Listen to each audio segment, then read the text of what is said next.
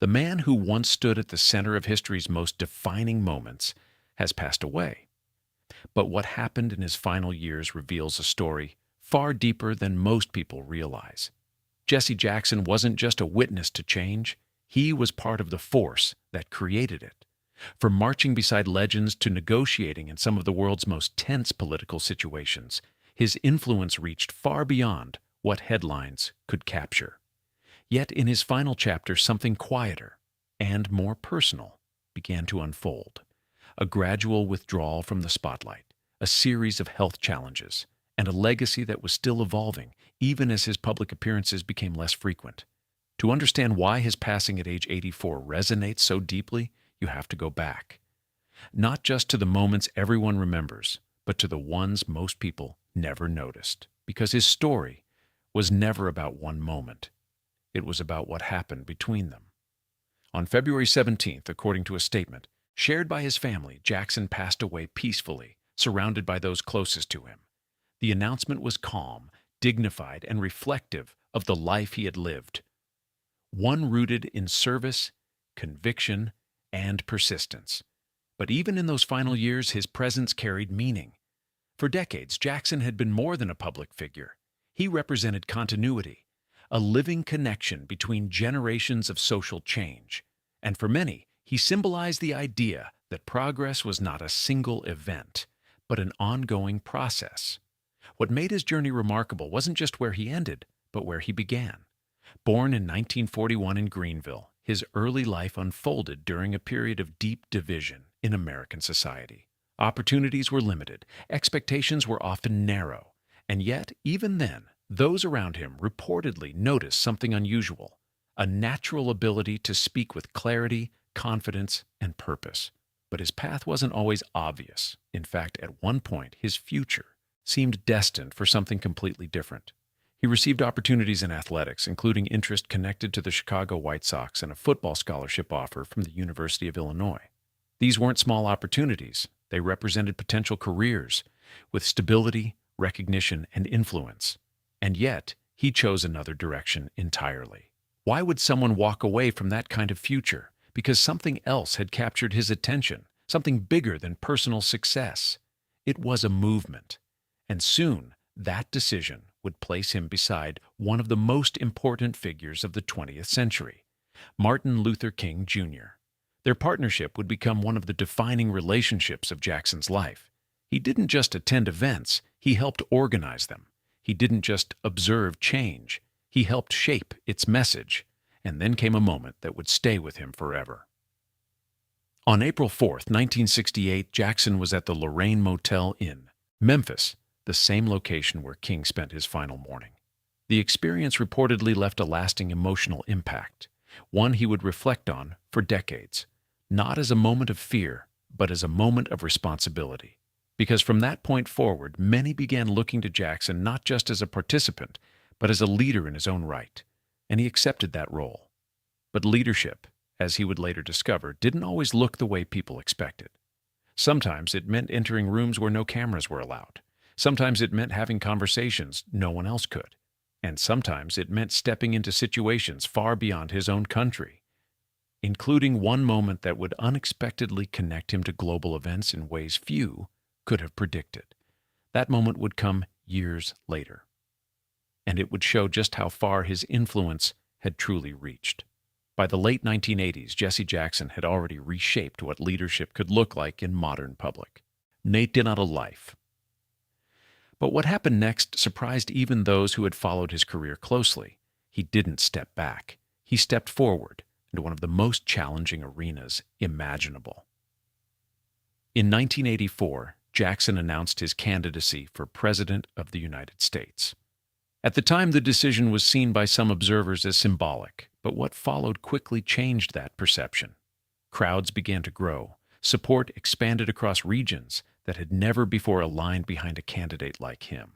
And perhaps most importantly, he introduced a new kind of political message, one centered on inclusion, participation, and expanding the definition of who had a voice in national decisions. He ran again in 1988. This time, the momentum was even stronger. While he did not ultimately secure the presidency, His campaigns reportedly helped reshape political participation, encouraging millions of people to engage in the democratic process for the first time. But what made Jackson unique wasn't just his willingness to run, it was his willingness to go where others wouldn't. And one of the most unexpected examples came years later, in 1999. At the time, global tensions were high. Communication between certain world leaders and foreign representatives had become extremely limited. Yet Jackson, acting independently and guided by his long-standing relationships and reputation, traveled overseas for a mission few fully understood at the time. According to publicly available information, he met directly with Slobodan Milosevic, the president of Serbia, during a period of international crisis. The outcome surprised many observers. Following his visit, 3 American soldiers who had been held overseas were released. Jackson never framed the event as a personal victory. Instead, he described it as an example of what dialogue could accomplish, even when circumstances seemed impossible. It reinforced something that had become central to his identity. Wasn't just focused on national issues. He believed in global human connection.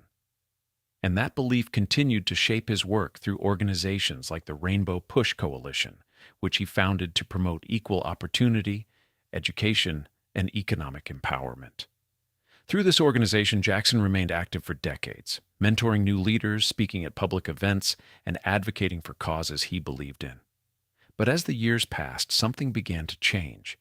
Gradually, his public appearances became less frequent, not because his mission had ended, but because his body was beginning to challenge him in ways he had never experienced before. In 2017, Jackson publicly revealed that he had been diagnosed with a neurological condition initially believed to be Parkinson's disease. It explained symptoms that observers had quietly noticed: slower movement, balance difficulties, and increasing physical strain. Still, he remained present.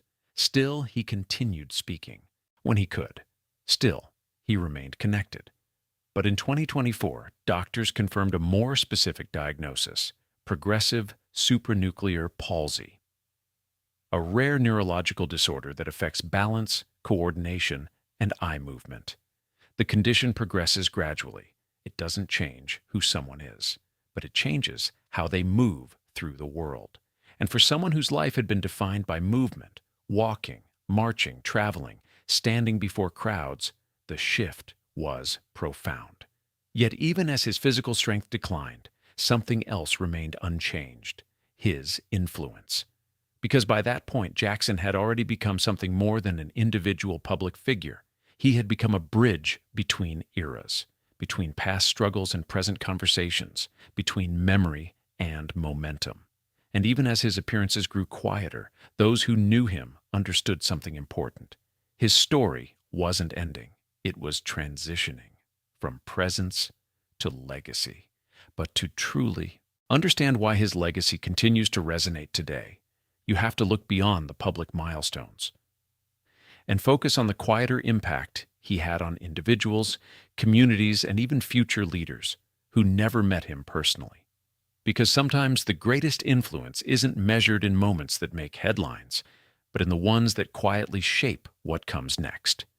In his later years, Jesse Jackson appeared less often in public, but when he did, people paid close attention, not because of what he said, but because of what he represented. He had lived through and helped shape some of the most defining transitions in modern history. And for many younger generations, seeing him was like seeing a living timeline. A reminder that progress didn't happen automatically. It happened because individuals chose to act, but behind the scenes, his daily reality was changing. Progressive supranuclear palsy, according to medical experts, gradually affects balance, coordination, and mobility. Tasks that once felt effortless could become slower, more deliberate. Public appearances required more preparation. Travel became more difficult.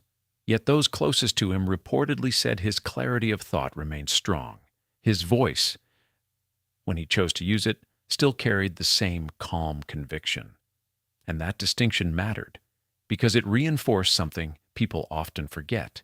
Leadership isn't defined by physical strength. It's defined by consistency of purpose. Throughout these years, Jackson remained connected to the organization he built decades earlier, the Rainbow Push Coalition.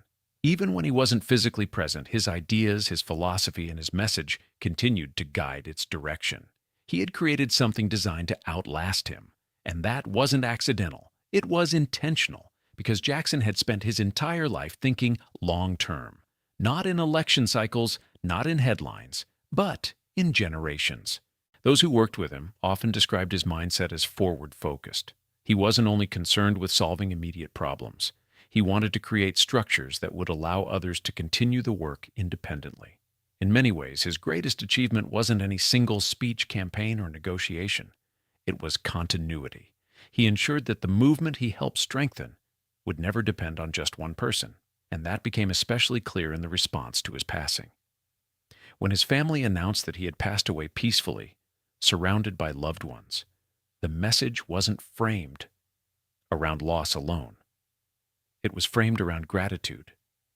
They described him as a servant leader, someone whose mission extended beyond his own life.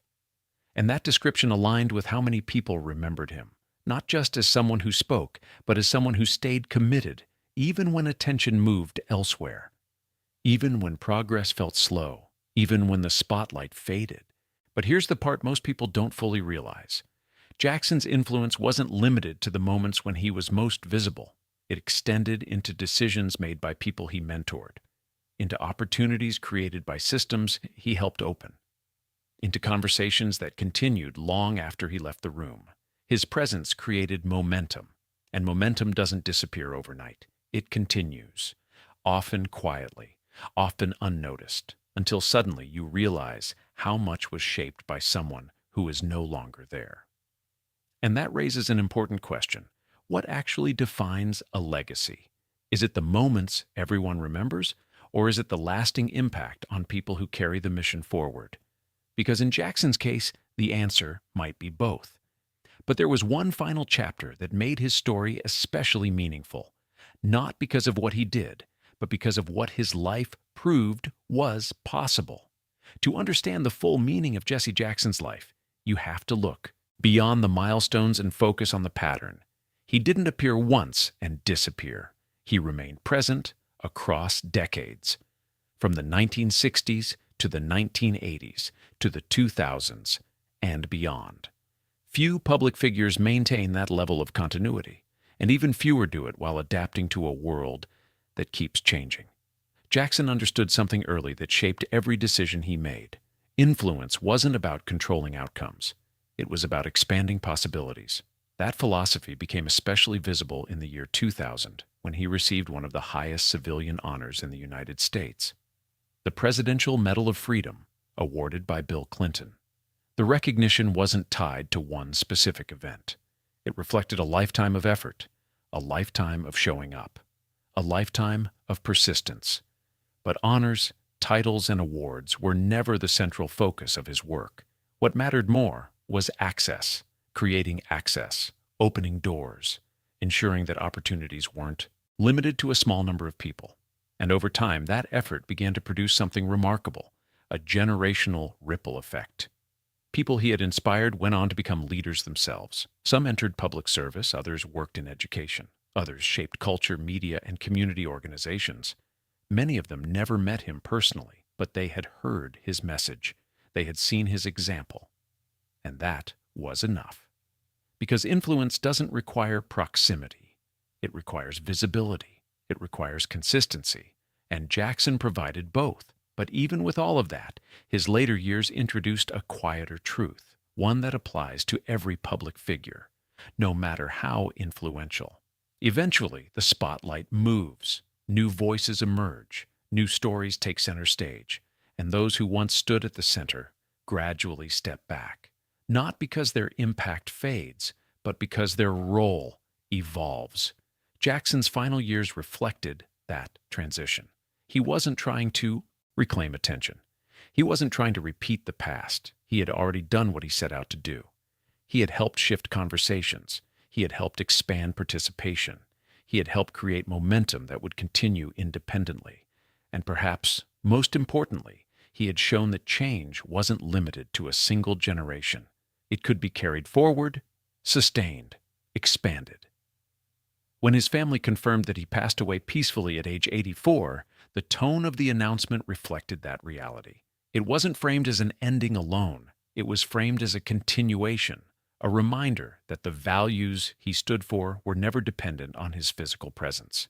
They lived on in institutions, in communities, in individuals who continued the work in their own ways, because that's how lasting influence works. It transfers, it evolves, it grows beyond the individual who started it.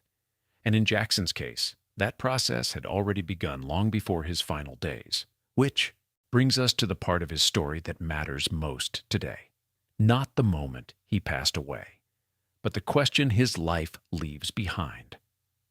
What happens after someone who shaped history is no longer here to witness what comes next? When someone like Jesse Jackson passes away, the immediate reaction is often to look backward, to revisit the marches, the speeches, the historic moments that defined entire generations. But the deeper truth is this: his story was never meant to stay in the past. It was always about the future, because everything he worked toward was designed to continue without him. The organizations he built still exist. The ideas he promoted are still discussed. The opportunities he helped create are still shaping lives today. And that's what makes his legacy different. It isn't frozen in time. It's active. It lives in the people who were inspired to speak when it was easier to stay silent. It lives in those who chose to lead, even when the outcome wasn't certain. It lives in moments where progress continues. Not because one person made it happen, but because someone showed that it could. And perhaps that's the most important part of his story. Not just that he was present during history, but that he helped others realize they could shape it too. His life demonstrated that influence isn't defined by how long someone stays in the spotlight. It's defined by what continues after they leave it. And even now, his impact remains part of conversations happening around the world in ways both visible and invisible. Which raises one final thought.